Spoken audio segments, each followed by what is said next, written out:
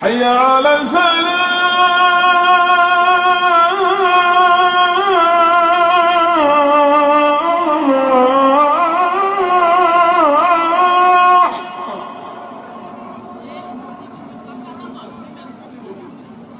حي على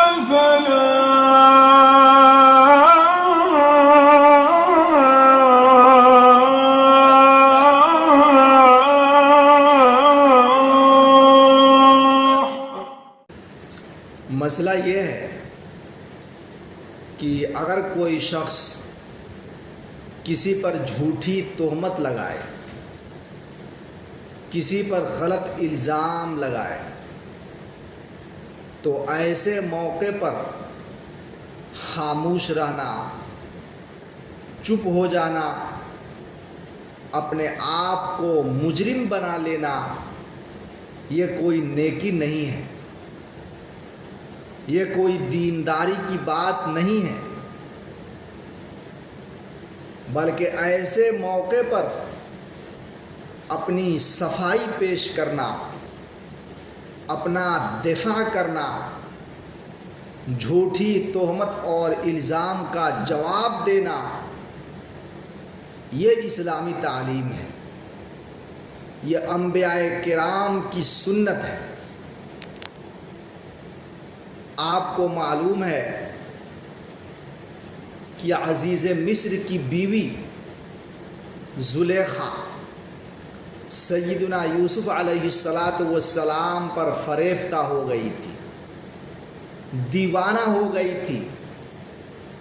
اس نے یوسف سے اپنا غلط مطلب حاصل کرنے کی پوری کوشش کی، پھر بھی وہ اپنی کوشش میں ناکام ہو گئی۔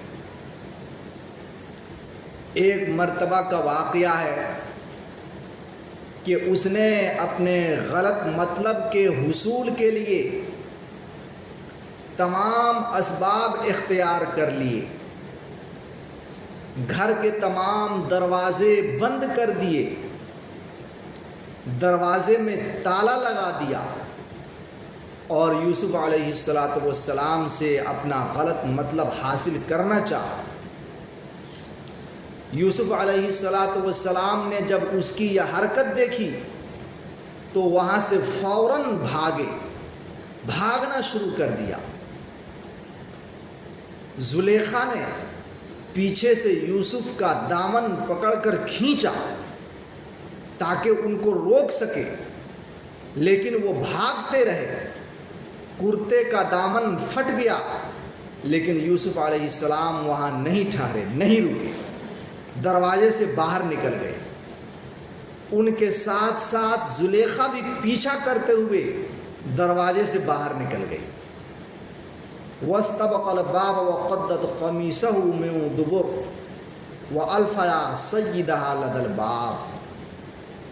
دونوں دروازے کی طرف بھاگے اور زلیخا نے پیچھے سے ان کا کرتا پکڑ کر کھینچا، لیکن یوسف دروازے کے باہر نکل گئے۔ جب یہ دونوں دروازے کے باہر پہنچے تو دیکھا وہاں عزیز مصر کھڑے ہیں۔ اب زلیخا کی حالت خراب، ڈر گئی، اب کرے تو کیا کرے؟ اس نے فوراً یوسف علیہ السلام پر الزام لگا دیا، فوراً یوسف پر جھوٹی تہمت لگائی۔ قالت ما جزاء من اراد باهلك سوءا الا ان يسجن او عذاب الیم۔ زلیخا نے کہا،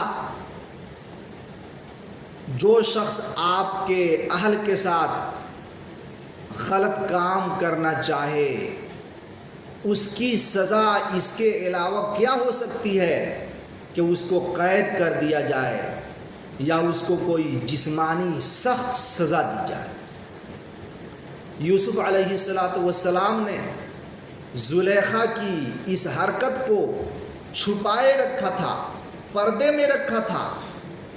یہ ممکن تھا کہ یوسف علیہ السلام اپنے پیغمبرانہ شفقت کی وجہ سے اس کی راز کو فاش نہ کرتے، لیکن جب زلیخا نے اقدام کیا اور خود ہی راز کو فاش کیا، یوسف پر جھوٹی تہمت لگائی، غلط الزام لگایا، تو اس موقع پر یوسف علیہ السلام خاموش نہیں رہے، چپ نہیں رہے، اپنے آپ کو مجرم نہیں بنایا، فوراً جواب دیا، قال ہی راودتنی عن نفسی، یہی اپنا غلط مطلب حاصل کرنے کے لیے مجھ کو بہلاتی ہے، پھسلاتی ہے، یہاں تک کہ اس نے ہر طرح کی تدبیر کر لی، پوری کوشش کر لی۔ جب عزیز مصر نے دیکھا کہ یہ معاملہ ہے، وہ بھی حیران و پریشان ہو گیا۔ معاملہ بڑا نازک تھا، سچائی کدھر ہے؟ یوسف کے ساتھ ہے یا زلیخا کے ساتھ ہے؟ کون جھوٹ بول رہا ہے اور کون سچ بول رہا ہے؟ اس کا فیصلہ کرنا دشوار تھا۔ اللہ رب العزت نے جس طرح یوسف علیہ السلام کو گناہ سے بچا لیا، اسی طریقے سے یوسف علیہ السلام کی پاک دامنی، ان کی عفت اور پاک بازی کو عزیز مصر کے سامنے ظاہر فرما دیا۔ جہاں زلیخا یہ حرکت کر رہی تھی، وہاں ایک شیرخوار بچہ بھی تھا، ایک دودھ پیتا بچہ بھی تھا، جو سارے کام کو دیکھ رہا تھا، ساری چیزوں کو دیکھ رہا تھا۔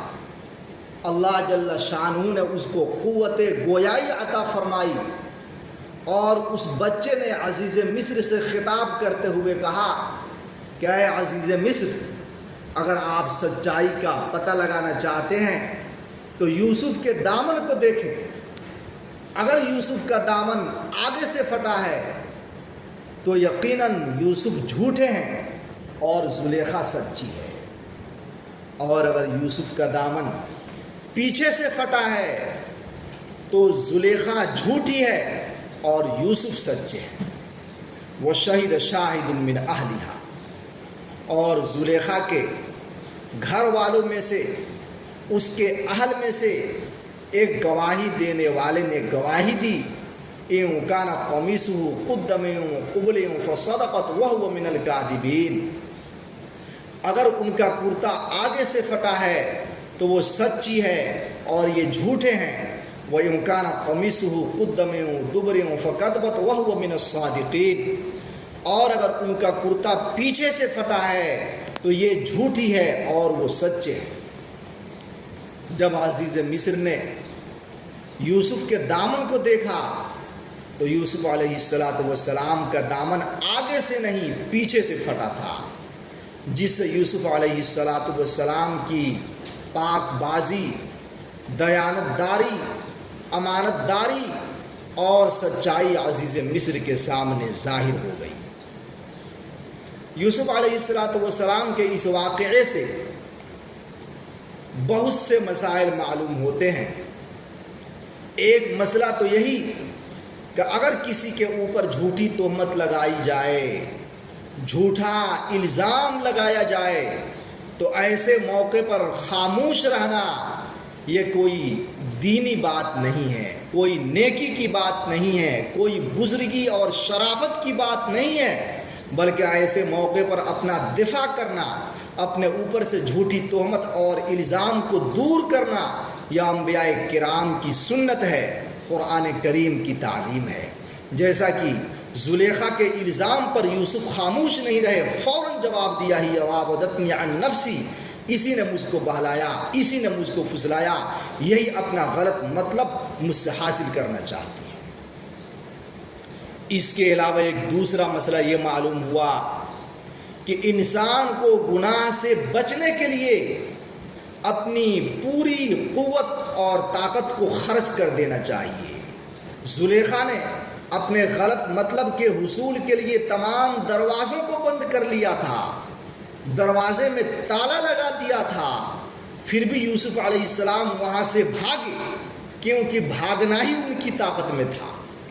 اس سے پتہ چلا کہ انسان کو گناہ سے بچنے کے لیے اپنی پوری قوت کا استعمال کرنا ضروری ہے، اپنی پوری طاقت کا استعمال کرنا ضروری ہے، طاقت بھر، وسعت بھر گناہ سے بچنے کی کوشش کریں۔